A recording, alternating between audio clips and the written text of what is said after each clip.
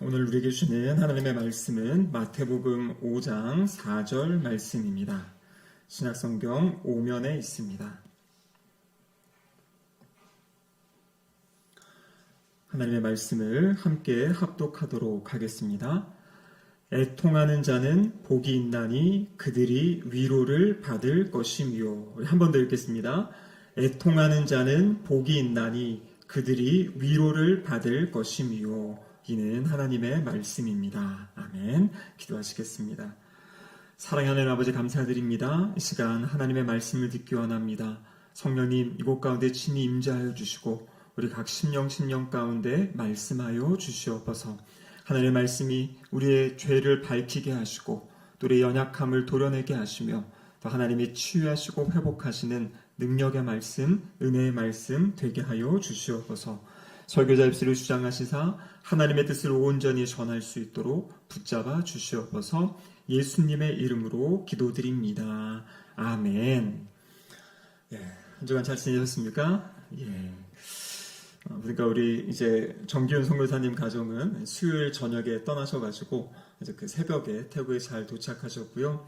또 앞으로의 사역을 또 잘 이렇게 이루어 가실 것 같습니다. 우리 교회와 함께 지금 이제 함께 파송한 교회가 마포교회인데요. 가까이에 있습니다. 차로도 가니까 한 20분 안 걸리는 것 같은데 이 마포교회에서 이번에 아주 또 큰 역할들을 잘 감당해 주셔서 우리와 이렇게 동역하게 됐습니다. 그래서 아마 마포교회에서 선교사님 차도 중고차이지만 차도 이렇게 제공해 드리려고 하고 또 아마 한 앞으로 2년 정도는 그 월세 거기 월세도 75만 원이랍니다. 한 달에. 그러니까 주거비가 참 비싼데 그것도 마포교회에서 원래 계획이 없었지만 이 상황들을 보시고 더 이렇게 후원해 주시겠다고 이렇게 이야기도 하시고 여러 가지 많은 은혜를 하나님이 또 우리 선교사님 가정에 또 보내주고 계신 것 같습니다. 그래서 원래 이 세 교회를 지금 이제 놓고 기도하고 있었는데 지금 이제 두 교회, 저희 교회와 마포교회고요. 또 한 교회가 좀 더 잘 연결이 되어서 선교사님 사역하시는데 부족함 없도록 될 수 있도록 계속 이렇게 기도해 주시고 또 좋은 우리 선교사님 그 사역으로 연결될 수 있도록 계속 기도해 주시면 그러면 좋겠습니다. 여러분 한센병이라고 들어보셨죠? 예전에 성경에는 나병이라고 되어 있는데요. 이 한센병에 대해서 오랫동안 연구한 정형외과 의사 선생님이 한 분이 있었습니다. 이분이 한센병을 연구하다가 발견한 것이 무엇이냐면 혹시 한센병 이렇게 환자분들 사진이나 이런 거 보신 적 있습니까? 저희가 2017년도 여름 휴가 때 우리 아이들이 좀 더 어릴 때인데요. 그 여수에 있는 애양원에 여수로 우리가 피서를 가자 했는데 그 여수의 애양원이 이제 참 중요한 곳이니까요. 애양원 교회도 가고 그 옆에 가면 박물관이 있습니다. 근데 박물관이 그 당시에 이제 한센병 환자들 이제 치유받았던 어떤 그런 부분들, 또 이제 의사, 의료 시설들 이런 것이 남아 있는데 그때 갔을 때 당시 그 이전에 있었던 한센병 환자분들의 사진이 그곳에 막 전시돼 있었어요. 그래서 처음에 저희도 모르고 갔다가 너무 이 모습이 아이들도 깜짝 놀라기도 하고 저희가 보기에도 참 이게 많이 힘들고 어려운 그런 모습들을 보고 이렇게 놀랐던 이제 그런 경험이 있습니다. 제가 몇 년 전에 대강교회 있을 때 다시 한번 갔는데 그 사진들이 다 없어졌더라고요. 그래서 이제 환자분들 사진들은 다 치우고 거기서 이제 봉사하셨던 어떤 선교사님이나 의사 선생님들 사진, 치유받는 사진으로 이렇게 바뀐 이제 그런 모습을 보았습니다. 그래서 예전에도 우리 부흥사 목사님들 막 이야기하실 때 이제 요 한센병 환자들 보면 손이 이렇게 다 손가락이 문드러지고 발, 코 이런 사진들을 보면 이 몸에 있는 이런 부분들이 정상이지 못한. 그래서 거기도 가면은 이제 의족 같은 것들이 되게 많고요. 발이나 손에 이렇게 보조 도구들로 사용하셨던 이런 것들이 많이 있어요. 근데 이 정형외과 의사 폴 브랜드 박사가 연구하다가 발견한 것이 무엇이냐면 왜 이분들의 이러한 것들이 신체 이 부분들이 이렇게 떨어져 나가고 이렇게 뭉개지는가 이런 것들을 봤을 때 이 병 자체 때문에 이것을 잃어버리는 것이 아니라 이 한센병이 이 말초신경, 이 신경을 손상시켜가지고 어떠한 뜨거운 것에 닿아도 뜨겁지를 느끼지를 못하는 거고요. 상처가 나도 상처를 느끼지를 못하는 겁니다. 그러니까 이제 또 다치고 또 다치고 또 데이고 뭐 까지고 이러면서 이제 그 부분이 점점 이렇게 상하고 결국에는 그 부분을 이제 잘라내야 되는 어떤 그러한 모습들이 있었다라는 것입니다. 그래서 이 폴 브랜드 박사가 그 연구를 하면서 깨달은 게 무엇이었냐면 우리가 그렇게 피하고 싶어하는 고통과 통증, 이 고통과 통증이 생명을 지키는 선한 기능을 한다. 그래서 우리가 때로 어디 몸이 아프다, 이상이 발생했다라는 통증이 있기 때문에 병원에 가서 그거를 이제 검사하게 되고 더 큰 병으로 가기 전에 이제 이것을 이제 치료할 수 있는 건데 제일 무서운 병이 뭐냐면 드러나지 않고 증상이 없다가 통증이 없다가 갑자기 딱 봤더니 이제 말기가 되는 뭐 이런 질병들 무서운 것이지 않습니까? 그래서 이 폴 브랜드 박사는 어느 면에서는 이 통증을 느낄 수 있는 것 이것도 하나님이 주신 선물이 아닌가라고 이렇게 이제 이야기를 남겼다라는 그런 글이 있습니다. 여러분 물론 이 통증 이것은 참 아픈 거죠. 특별히 만성 통증으로 간다. 그 아주 작은 것 같지만 이 만성 통증이 사람을 참 힘들게 하고 어렵게 합니다. 제가 예전에 사역하다가 너무 그때 좀 무리를 하고 이 스트레스를 많이 받았는지 입 주변이 이렇게 따끔거리는 그런 증상이 있었어요. 근데 피부과를 제가 5군데, 6군데, 마지막에는 그 서울대병원까지 갔는데, 마지막까지도 그냥 알러지약 하나를 딱 처방해 주시고, 방법이 없는데, 저는 여기가 주변이 따가워가지고 견딜 수가 없는 거예요. 그래서 그때는 이제 면도도 하지 말라 그래가지고, 제가 수염을 막 이렇게 몇 개월 동안 기르고, 그래서 성도님들한테 양해를 구하고, 이게 다른 이유가 아니라 아파서 이걸 깎지를 못한다. 근데 여러분 병원을 찾아가도 의사 선생님들도요 어떤 분은 갔더니 바세린 바르려고 그러고 어떤 분은 면도하지 말고 좀 있어 보라 그러고 이제 아니면 알러지약 주고 뭐 이런 거밖에 없었는데 감사하게도 하나님이 또 좋은 선생님을 만나게 하셔가지고 적극적인 치료가 있었고 사실 거기에 이제 마지막 핵심은 뭐였냐면 저희 청년부 셀 리더들한테 제가 기도 부탁을 했어요. 같이 기도하고 하면서 통증이 점점 사라지다가 그것이 깨끗하게 낫는.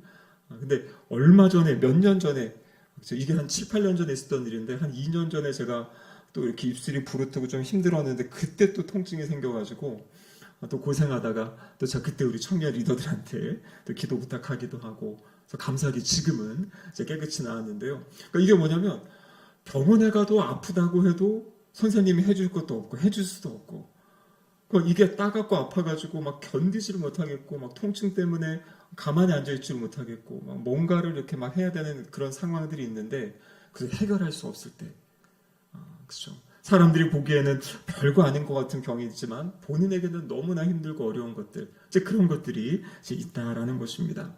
여러분 그런데 오늘 본문에 보면은 이 시대는 무엇입니까? 아픔은 무조건 피해야 되고 눈물은 감춰야 되고 슬픔도 그냥 빨리 치워버려야 될 어떤 감정같이 생각한다라는 것이에요. 근데 우리의 삶에 보면 기쁨도 있고 슬픔도 있고 또 아픔도 있고 또 감사함도 있고 이 모든 이 희로애락 이런 감정이 사실 우리 인간에게 있는 것입니다. 오늘 본문의 말씀에 보면 예수님은 참 우리가 생각하는 것과 정반대되는 말씀을 하셨습니다. 그것이 무엇입니까? 애통하는 자는 복이 있나니 그들이 위로를 받을 것입니다. 지난주에도요 심령이 가난한 자가 복이 있다 이렇게 말씀하셨는데 오늘 본문에서 무엇을 이야기하십니까? 애통하는 자가 복이 있다 이렇게 말씀하세요. 여러분 최근에 이렇게 좀 눈물 흘려보신 적 있습니까? 또 뭐 영화를 보고 드라마를 보고 아니 그것 말고 그냥 하나님 앞에 기도하시면서 아니면 말씀을 이렇게 읽고 묵상하시면서 아니면 어떤 예배의 자리에서 기도의 자리에서 하나님이 주신 어떤 그런 눈물들 이렇게 흘려보신 적 있습니까? 여기 나오는 것, 그 애통한다라는 것이 무엇이냐면 첫 번째로는요, 우리의 죄, 이 죄를 가볍게 여기지 않는 마음으로부터 오는 애통함을 이야기하고 있어요. 그러니까 내가 짓는 죄에 대해서 이 죄가 얼마나 비참한 것이고 처참한 것이고 또 하나님 앞에서 얼마나 이것이 부끄러운 것인지 내가 짓는 죄 때문에 하나님이 마음 아파하셨던 그것 때문에 우리의 마음과 심령이 애통하는 것. 그래서 원래 여기서 말하는 애통하다라는 것은 아주 깊고 강한 슬픔의 감정이라고 이야기합니다.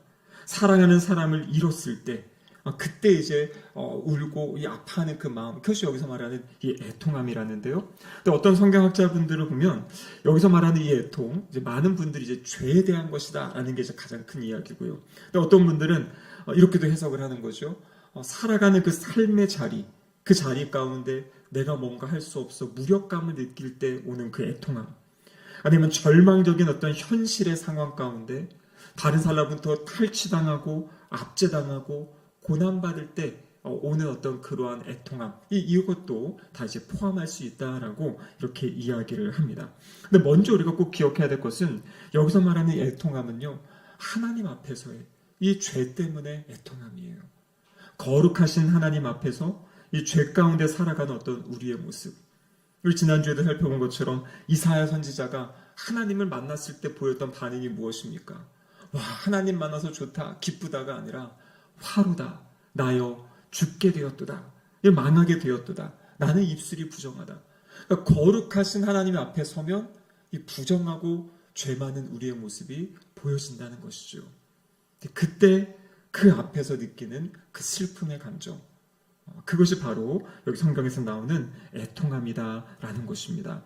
물론 여기서 말하는 애통함은 이 내가 죄인이기 때문에, 내가 죄를 지었기 때문에 나는 틀렸어, 나는 안 되나 봐, 나는 또 똑같은 죄를 지었어, 이러면서 자기를 비하하거나 자신을 학대하거나 정서적으로 오히려 하나님으로부터 피하려 하는 그런 모습이 아니라, 여러분, 아담과 하와가 죄 짓고 나서 제일 먼저 보인 반응이 무엇입니까?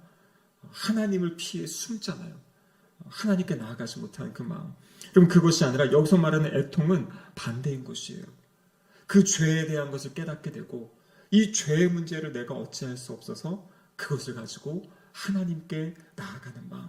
그것이 바로 하나님께 더 매달리게 하는 그것이 애통함으로부터 오는 그 은혜이고 유익이다라고 말씀하고 계십니다. 여러분, 성경을 보면요, 예나 지금이나 똑같은 거죠. 하나님은 거룩하시고 아담과 하와의 타락 이후로 그 모든 인류는 바로 이 죄의 문제 가운데 살아가고 있는, 그래서 여기 있는 우리 어느 누구도 이것으로부터 자유로울 수 없는 것입니다.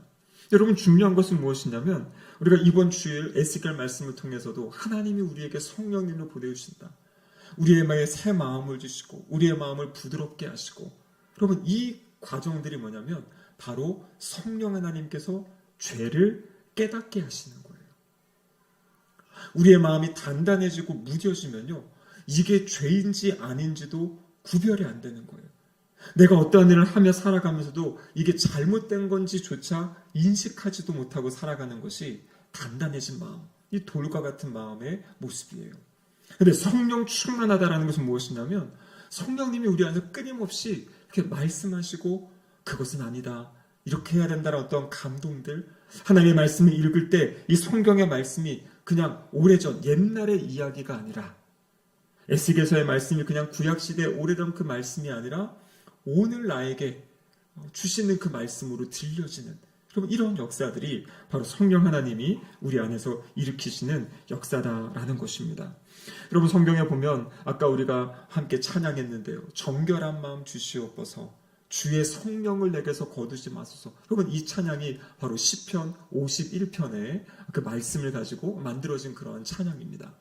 이 시편 51편은 어떤 시냐면 우리가 잘 아시다시피 다윗이 하나님 앞에 범죄하고 회개할 때 고백했던 내용이잖아요. 여러분, 아시다시피 다윗이 그 자신의 부하 우리아의 아내 이 밧세바를 범하게 되고요, 그 사실을 숨기려고 우리아까지 이제 죽게 만드는 그런 일들이 있었죠.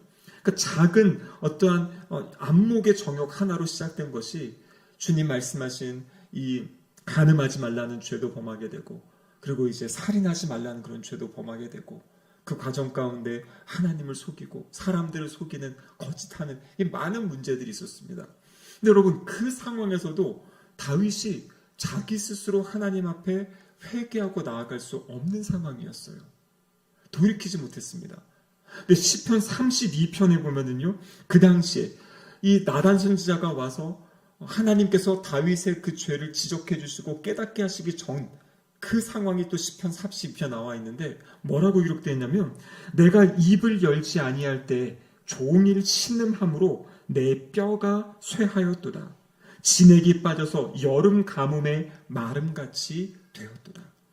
그러니까 죄에 대한 것을 알고 지금 자기가 죄 가운데 있는 것을 아는데 하나님 앞에 회개하고 입을 열고 고백하지 못할 때 그 마음이 이 썩어 문드러지는데 그게 어디까지 영향이 미치는 겁니까? 뼈에까지. 뼈가 쇠하게 됐다. 내 몸의 모든 진액이 막 빠져가는. 그런데도 불구하고 하나님께 돌이키지 못하고 그 고통 가운데 있던 다윗의 모습이었어요. 근데 하나님이 이 다윗을 사랑하셔서 어떻게 하신 겁니까? 나단 선지자를 보내고요. 예화, 다른 어떠한 이야기를 통해서 다윗이 이게 지금 나에게 주시는 말씀이구나 라는 것을 깨닫게 되고요. 그리고 시편 51편, 이 배경이 뭐냐면 바로 그 자리에서 하나님께 자신의 죄를 고백하는 그러한 다윗의 모습이 있던 거죠. 그래서 사무엘상 12장 13절에 보면 내가 여호와께 죄를 범하였노라. 그러면서 하나님께 자신의 죄를 고백하면서 기도하는 것이에요. 여러분, 사울왕과 다윗의 가장 큰 차이점이 무엇이냐면 하나님이 사울왕이 범죄했을 때 사무엘 선지자를 보내서 말씀하시고요. 성경에 보면 사무엘 선지자가 아니라 하나님이 직접 사울에게 2번이나 말씀하셨는데도 이 사울은 이 담담한 심령이 깨어지지 않아가지고요. 하나님의 말씀을 그냥 거부하고 자기의 그냥 길로 갔던 안타까운 모습. 근데 이 다윗 같은 경우는 어떻습니까? 그 하나님의 말씀이 들려질 때 바로 그 앞에서 회개하고 애통해하면서 그렇게 하나님께 용서를 구했던 모습이 바로 시편 51편에 나와 있는 말씀입니다. 그래서 다윗은요, 하나님 앞에 살아가는 것이 가장 큰 은혜였어요. 그리고 성령님이 자신과 함께하는 것을 느끼고 경험했던 사람이에요.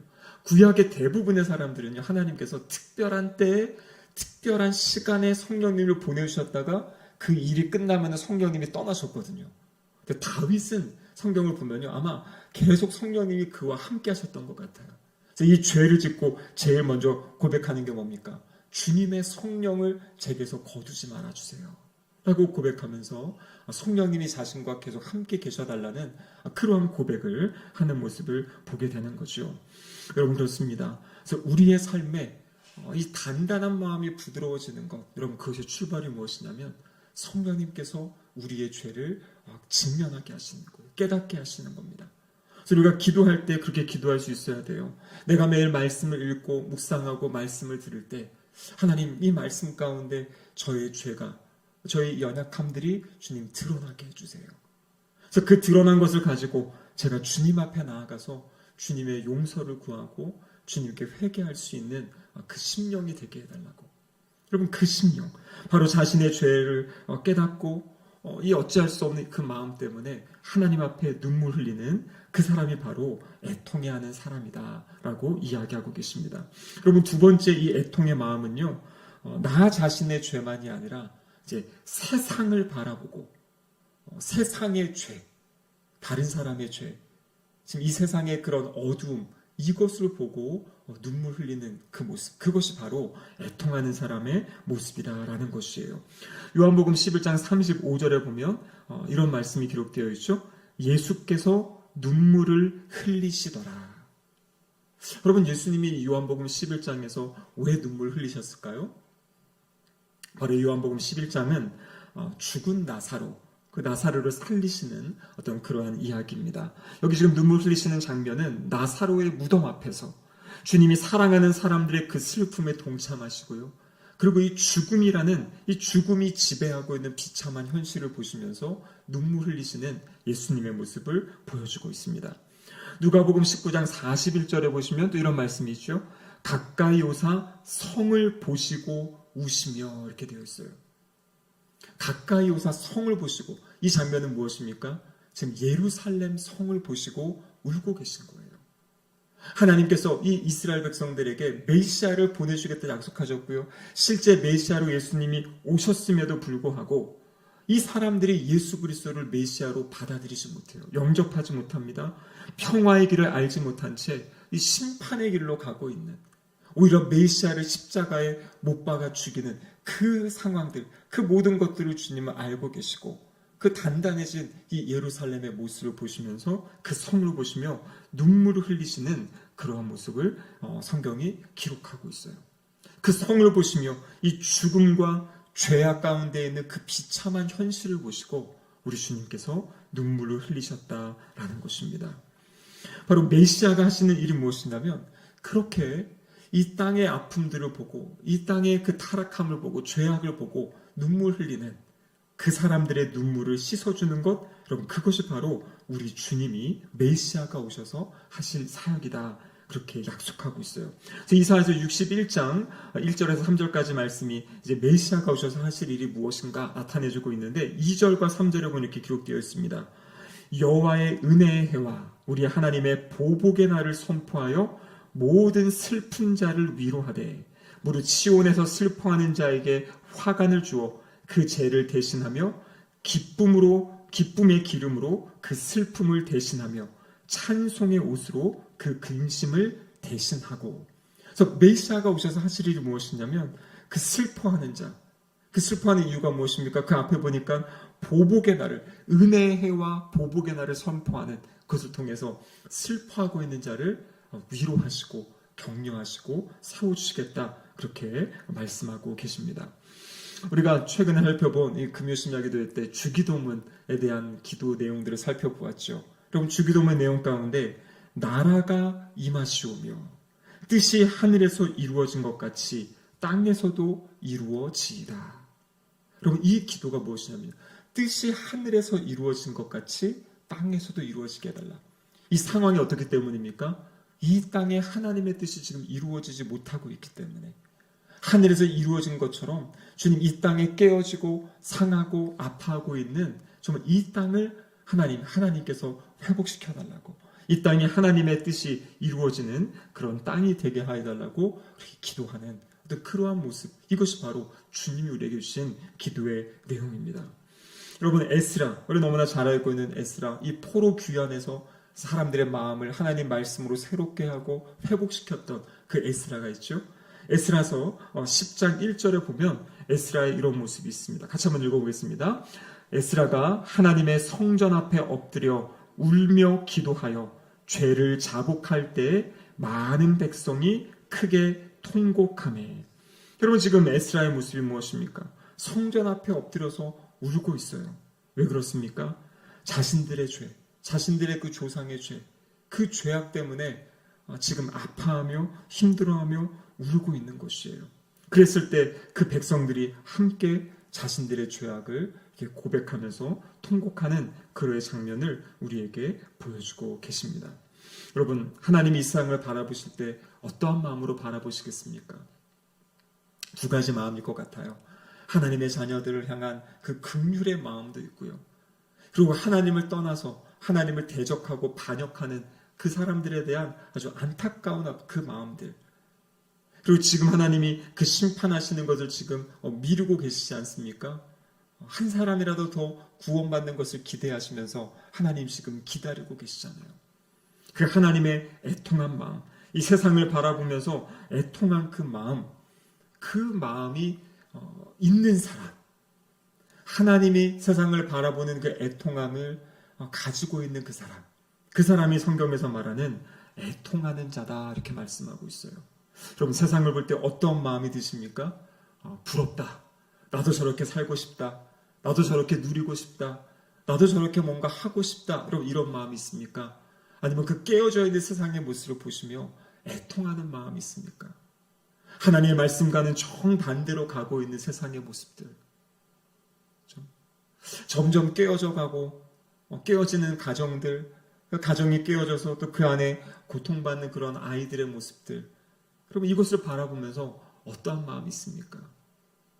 단단한 마음은 뭐냐면 나랑은 상관없는 일인데, 우리 가정은 이렇게 잘 살고 있는데, 그 밖에 그런 고통과 아픔을 외면하고 살면요 우리의 마음이 단단해지는 것이에요. 그런데 모든 사람을 품을 수는 없겠지만 우리 주변에 있는 그런 연약함, 내 주변에 내가 보여지는, 내가 만나고 내가 일하는 그 일터에 있는 거기에 연약함과 아픔이 있는 그 모습을 보면서 하나님께 기도할 수 있고 함께 아파할 수 있는, 함께 울어줄 수 있는 마음, 그것이 오늘 성경에서 이야기하고 있는 애통하는 사람이다 라고 이야기하고 계십니다. 여러분, 우리의 마음 가운데 이 애통하는 마음이 좀 회복되면 좋겠어요. 이것은 근데 뭐 내가 짜내고 내가 만들어내는 게 아닌 것 같아요. 제가 요즘에 기도하면서 어떤 목사님이 그러시더라고요. 울어야 된다. 울어야 하나님이 역사하신다.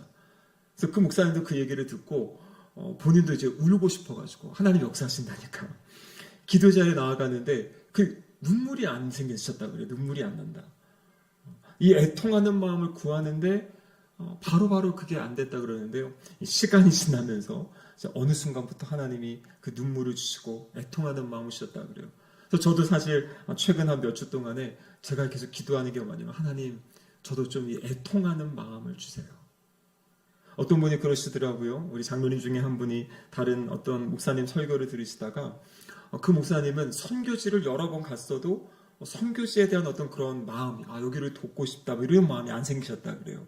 그러면서 이것도 선교하는 것도 뭐 하는 것도 하나님이 정말 감동을 주셔야 되는 거구나 이런 고백을 하셨는데요. 그럼 우리 안에는 이 애통하는 마음이 사실 별로 없어요. 우리는 이기적이잖아요. 내가 괜찮다. 나랑 관계없으면 그냥 그렇게 생각하는 거죠.